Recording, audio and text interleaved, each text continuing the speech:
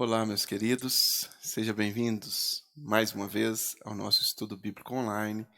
Toda quinta-feira nós nos reunimos virtualmente para estudarmos a Escritura, aprendermos princípios, aprendermos valores, aprendermos contextos históricos, também com relação à nossa própria origem, né? Porque o Ocidente ele é todo fundamentado em um pilar religioso cristão. Então, quando nós estudamos a história da igreja, quando nós estudamos a palavra de Deus, quando nós estudamos a Bíblia como fonte primária dessas informações, nós temos acesso a um material riquíssimo das nossas origens. E também nós caminhamos aí em aprender, em desenvolver valores práticos para aplicação no dia a dia.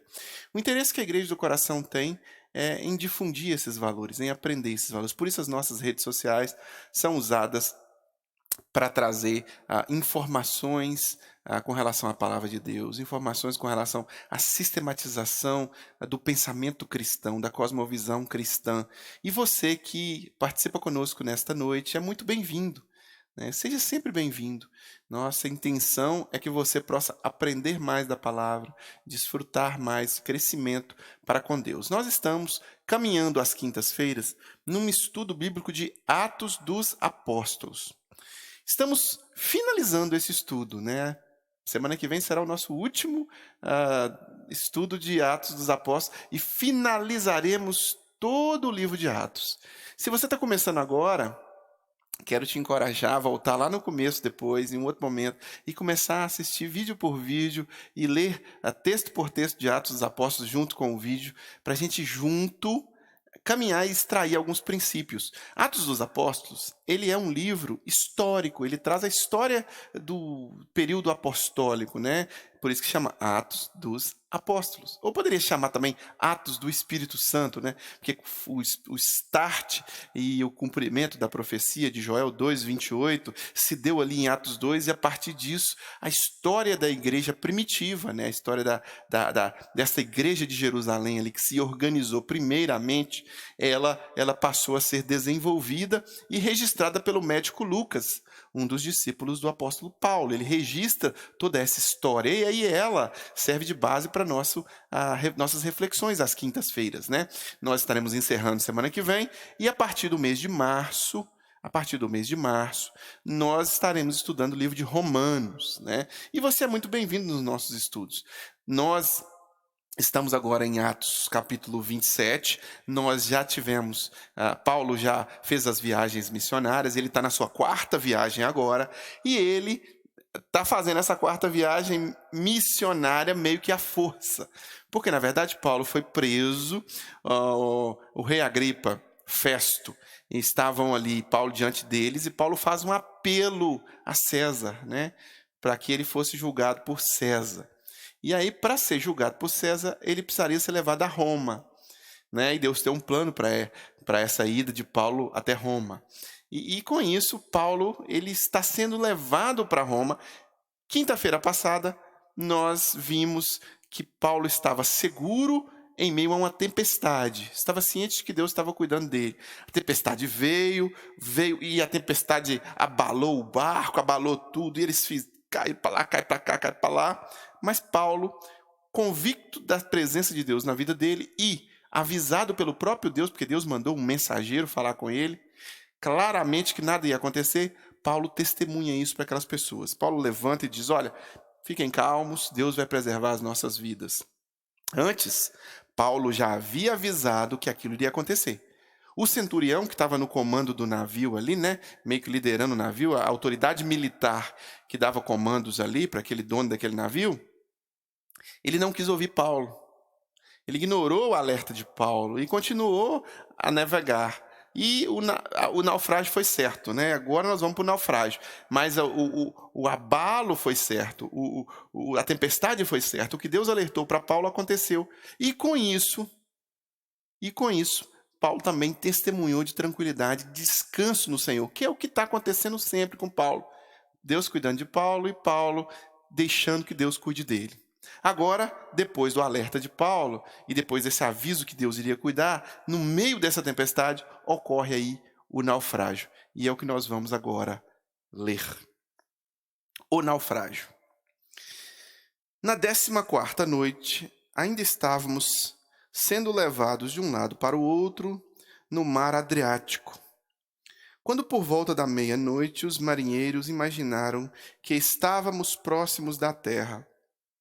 Lançando a sonda, verificaram que a profundidade era de 37 metros. Pouco depois, lançaram novamente a sonda e encontraram 27 metros. Temendo que fôssemos jogados contra as paredes, as pedras, lançaram 4 âncoras da popa e faziam preces para que amanhecesse o dia. Tentando escapar do navio, os marinheiros baixaram o barco salva-vidas ao mar, a pretexto de lançar âncora da proa. Então Paulo disse ao centurião e aos soldados: se estes homens não ficarem no navio, vocês não poderão salvar-se. Com isso, os soldados cortaram as cordas que prendiam o barco salva-vidas e o deixaram cair. Pouco antes do amanhecer, Paulo insistia que todos se alimentassem, dizendo: hoje faz 14 dias que vocês têm estado em vigília constante, sem nada a comer. Agora eu os aconselho a comerem algo, pois só assim poderão sobreviver.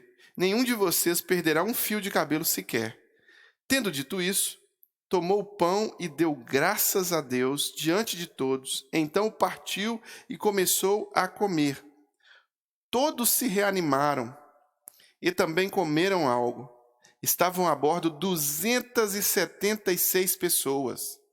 Depois de terem comido, até ficarem satisfeitos, aliviaram o peso do navio, atirando todo o trigo ao mar.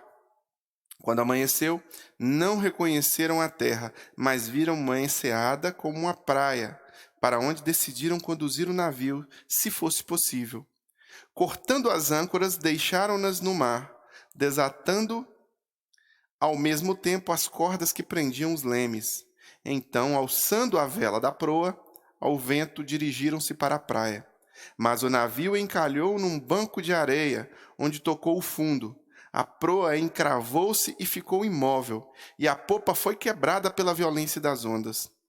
Os soldados resolveram matar os presos para impedir que algum deles fugisse, jogando-se ao mar. Mas o centurião queria poupar a vida de Paulo e os impediu de executar o plano.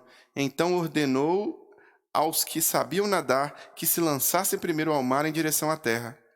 Os outros teriam que salvar-se em tábuas ou em pedaços do navio. Dessa forma, todos chegaram salvos em terra.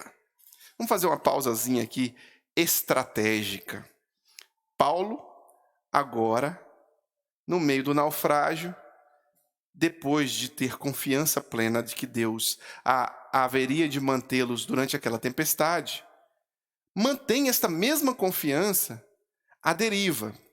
Porque o que acontece aqui é que eles jogam não tem sonar, né? Então, nós estamos falando de outra era. Para medir a profundidade, eles não usavam sonar, eles não usavam GPS. Eles usavam outras ferramentas tecnológicas para a época. E tinha uma sonda que jogava lá para saber a profundidade. O que os marinheiros perceberam aqui? O que o capitão do barco e todos aqueles que navegavam o barco perceberam? Que eles estavam ficando cada vez, a profundidade estava reduzindo. E ele estava com medo daquele barco ser jogado em alguma pedra e todo mundo morrer.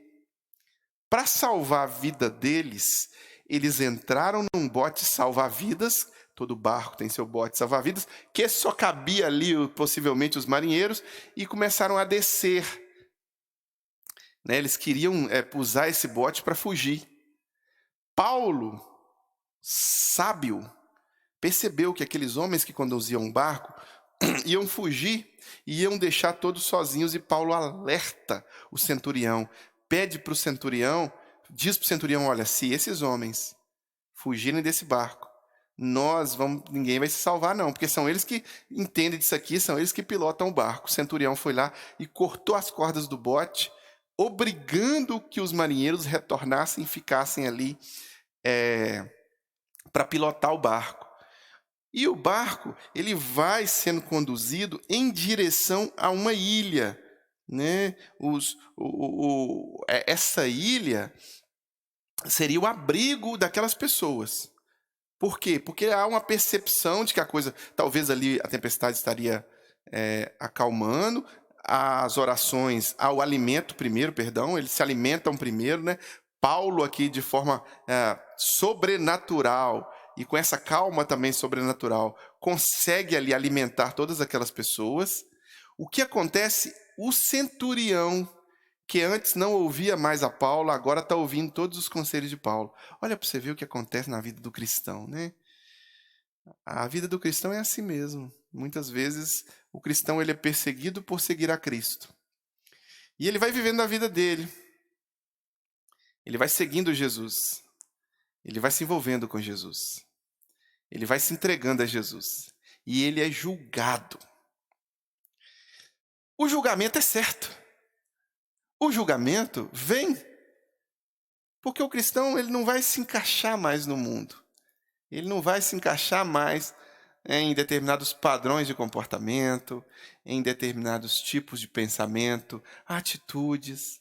E aí esse mundo julga o cristão e começa a perseguir o cristão. Quadrado, retrógrado, homofóbico, racista, nazista, fascista, não sei o quê, tá.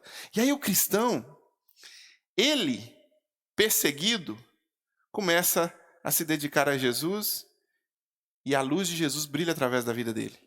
E quando a luz brilha através da vida dele, ela ilumina a escuridão. Porque o Mestre Jesus disse que nós seríamos sal e luz. E a nossa luz é percebida, meu irmão. A nossa luz, ela é perceptível. A escuridão precisa da luz. E aí, quando a escuridão percebe que a luz está sendo emanada através de você, ela presta atenção em você. É assim.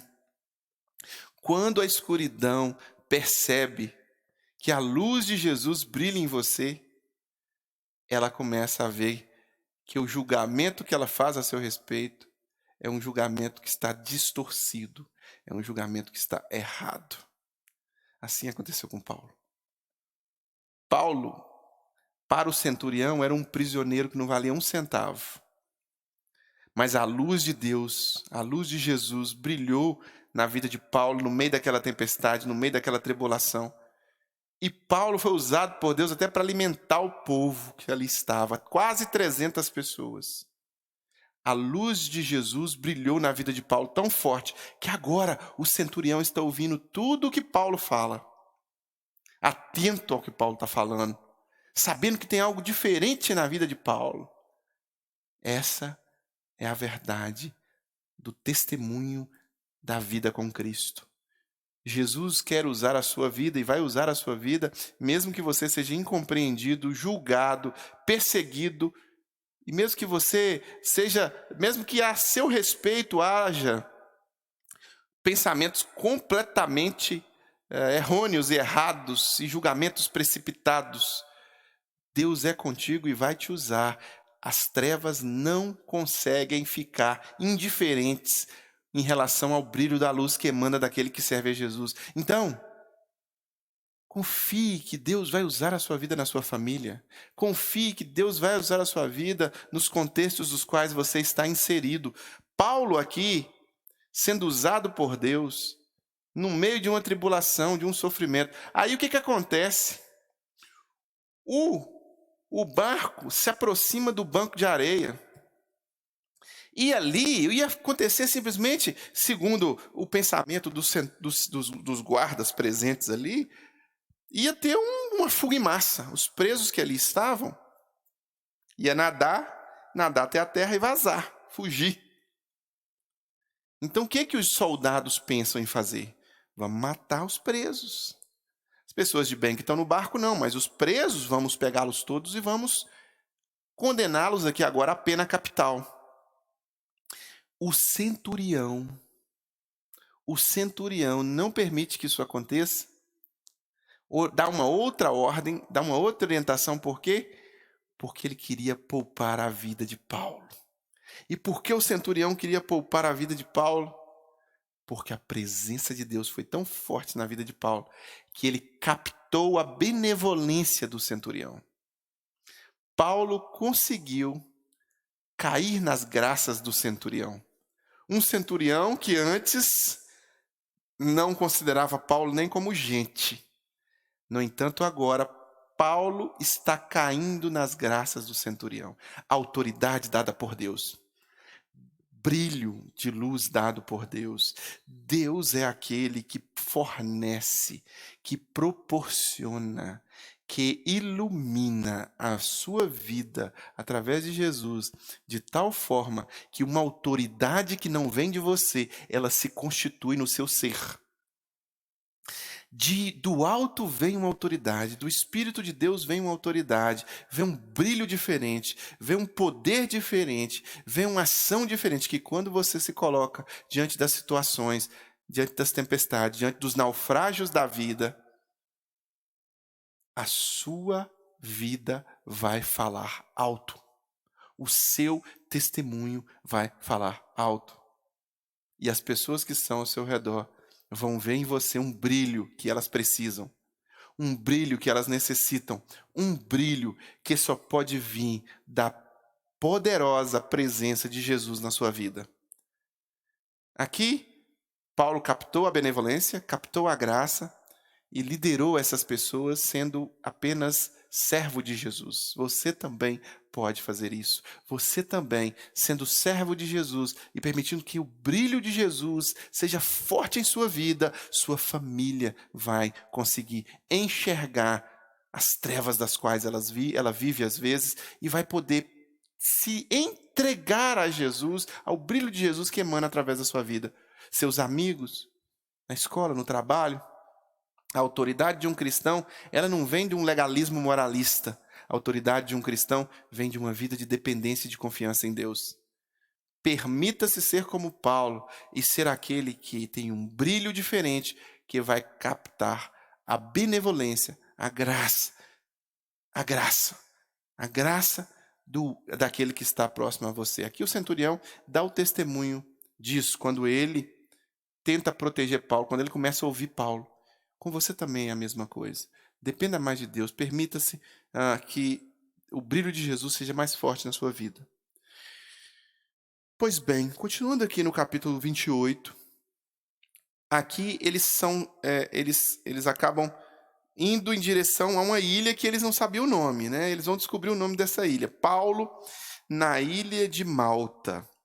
Capítulo 28, último capítulo de Atos dos Apóstolos. Uma vez em terra, descobrimos que a ilha se chamava Malta.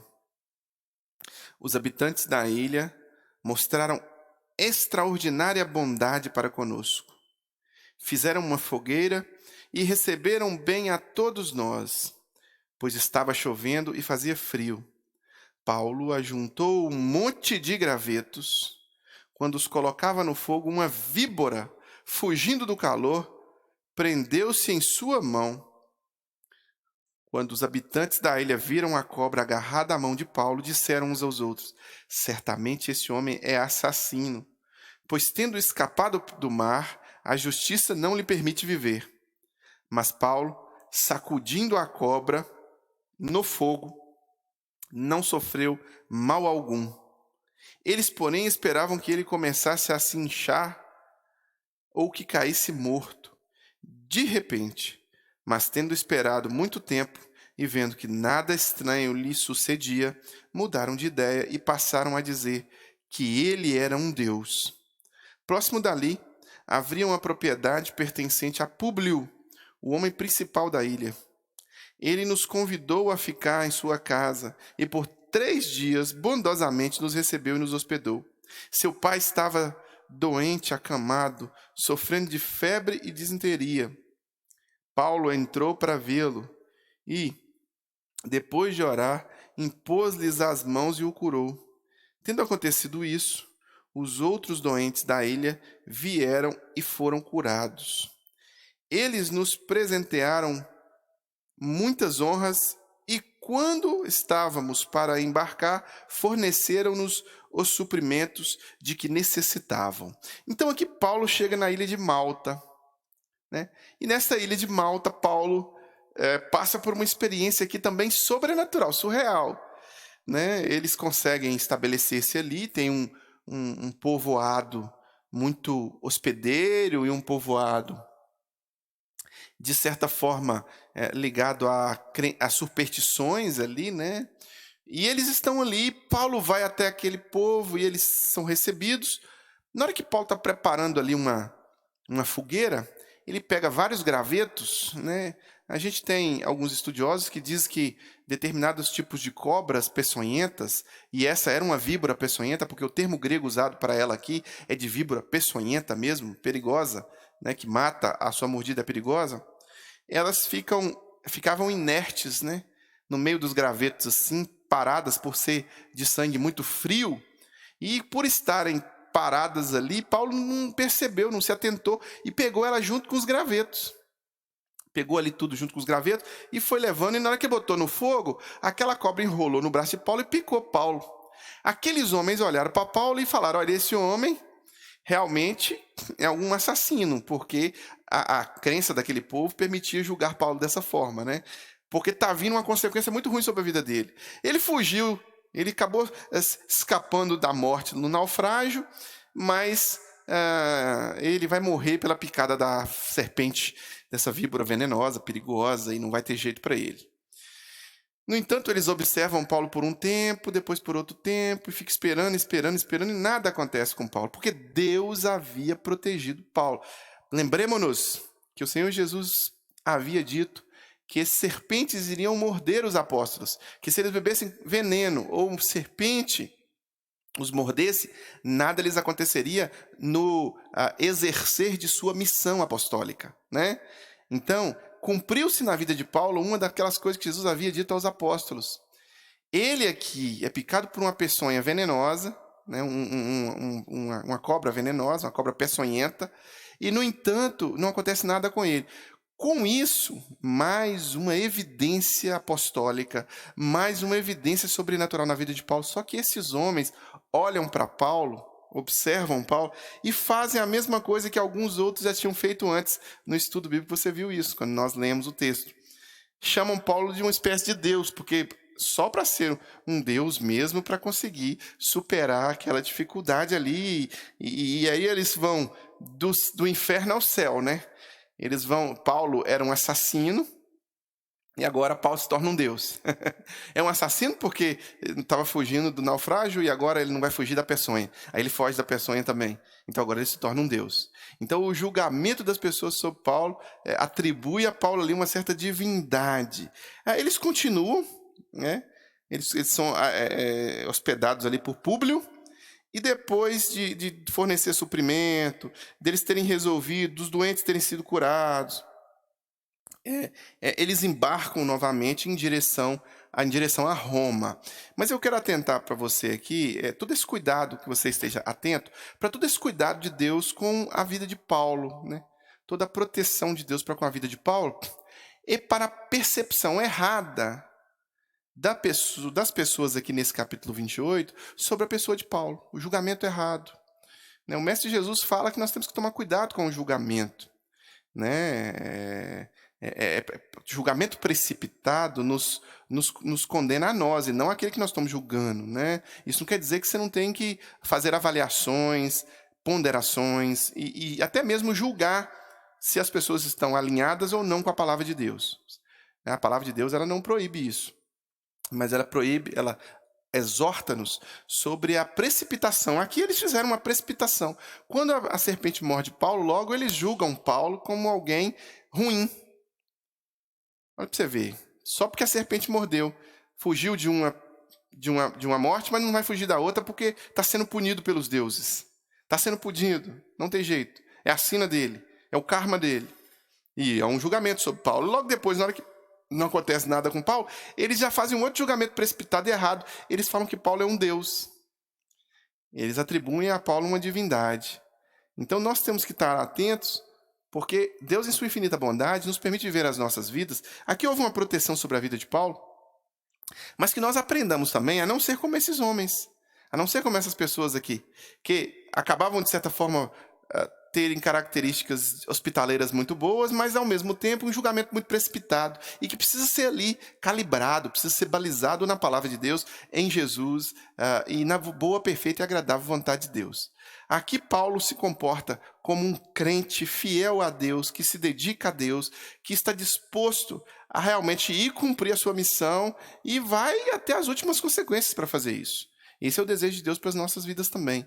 Que nós possamos juntos, em Cristo Jesus, estarmos conectados ao bom propósito de Deus, ao bom plano de Deus, e aprendermos com os valores que Deus emana através da sua palavra. Paulo, agora, vai para Roma. Isso nós vamos ver na semana que vem para a gente fechar o nosso estudo. Mas esse chegar até Roma tem a ver com um bom propósito de Deus na vida dele. Esse ir para Roma tem a ver com um bom propósito de Deus na vida dele. A condução de Deus na minha vida e na sua vida, ela também é semelhante à condução de Deus na vida de Paulo. Deus quer conduzir-nos a todos. Deus quer ensinar-nos esses valores que a gente vai pincelando durante os nossos estudos, que a gente vai extraindo aqui a cada quinta-feira, sabe? Deus quer que nós apliquemos em nossas vidas, né? E eu quero fazer esse desafio para você também. Que você se comprometa com esses valores que nós fomos pincelando ao longo das quintas-feiras e que você se comprometa a dizer, olha, eu como Paulo vou descansar no Senhor, vou realmente captar a benevolência daqueles que estão ao meu redor, sendo realmente luz, sendo realmente alguém que ilumina, sendo realmente alguém que serve Jesus, que segue fielmente a sua palavra, que luta realmente para brilhar e para testemunhar Cristo Jesus com as pessoas. E eu vou ser alguém que vou cumprir o propósito, eu vou continuar firme, perseverante, combatendo o bom combate, indo em direção ao alvo que Jesus estabeleceu para a minha vida, com minha família, com meus amigos, com minha igreja e por aí vai. Bom, meu querido, nós vamos agora orar e antes de orarmos, quero te encorajar mais uma vez a participar conosco presencialmente, todos os domingos, às 18 horas, nós temos nosso culto presencial. Avenida Dom José Gaspar, número 185, bairro Coração Eucarístico, Belo Horizonte. Se você não pode estar conosco, se você não pode estar em comunhão conosco, todos os domingos a gente começa a transmissão do culto a partir das 18h20. Então, refletimos online com você. Chamamos de Refletir Online. 18h20 o Refletir Online começa e você tem a oportunidade também de ouvir uma mensagem da Palavra de Deus. E nós fazemos isso, nós queremos, como igreja, difundir o máximo possível os valores do reino de Deus, os valores do nosso Mestre Jesus. E é para isso que nós existimos como igreja. Todo domingo de manhã também, às 9 da manhã, temos a Escola Bíblica Dominical, transmitimos para você também. Toda quinta-feira, este horário é o horário do nosso estudo bíblico. Quinta-feira que vem, teremos nosso último estudo de Atos, mas nós começaremos Romanos. Romanos é o livro que impactou Lutero, que tocou o coração de Lutero, que atingiu, foi uma flecha no coração de Lutero. Então, nós vamos iniciar o estudo de Romanos, né? E você é muito bem-vindo em todas as nossas atividades. Se você tem acompanhado, se você foi abençoado e tem no seu coração também o desejo de abençoar, de contribuir, não ser só um consumista, mas ser também um contribuinte, eu quero encorajar você a participar com seus dízimos e as suas ofertas. Tudo que nós fazemos aqui, nós fazemos para a honra e glória do nosso Senhor Jesus Cristo, mas nós também temos que honrar os nossos compromissos financeiros. O aluguel desse espaço aqui, o aluguel do espaço de culto, os trabalhos que fazemos com crianças, os trabalhos que fazemos com o Coração Solidário, que é a assistência social às pessoas menos favorecidas, mais necessitadas, o trabalho de propagação missionária da Igreja do Coração, tudo isso, nós temos despesas financeiras, né? E com essas despesas financeiras nós temos que honrá-las. E nós honramos através da oferta voluntária. Então, você pode entregar o seu dízimo, você pode entregar a sua oferta voluntária através das informações que estão na sua tela aí. tem o CNPJ, tem o nome, tem o banco. Você pode fazer uma transferência online e aí a sua transferência vai cair na conta da igreja e nós vamos juntar o seu dízimo, sua oferta com os dízimos e ofertas de outras pessoas para conseguirmos honrar todos os nossos compromissos.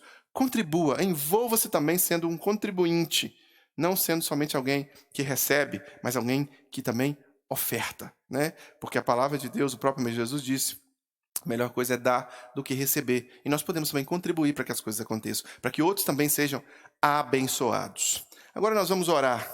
Orar para que Deus use as nossas vidas com o brilho que Deus usou a vida de Paulo também.